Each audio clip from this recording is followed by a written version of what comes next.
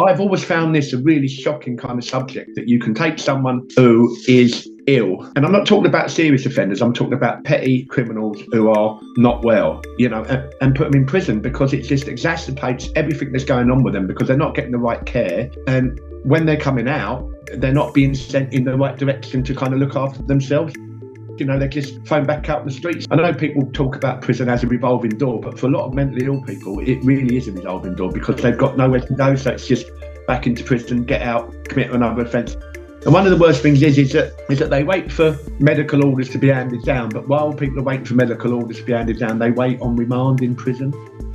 When you've been in prison and you've seen some of the people that are held under those conditions, they are just not right, and they're in a lot of anguish and pain, and it's quite an horrendous thing to see. For me, it was anyway. I would say to people who would say that question, well, what has it got to do with me? I would say it's got a lot to do with you, because one day it might fall on your doorstep.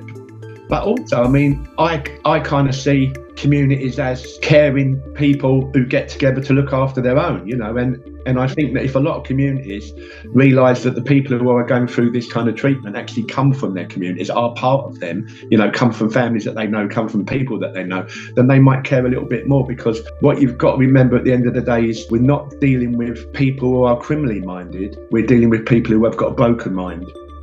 I've met people who've been returned for stealing bikes and things like that. I'm sure that someone in the community would be really upset about losing their bike, but then I think if they saw the impact that a prison sentence would have on the person who took their bike, they would gladly give it away.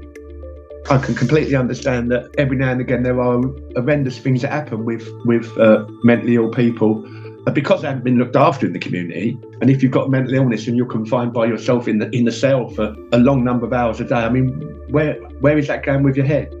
Mentally ill prisons should be in hospitals. They may well be secure hospitals, but they should still be in hospitals.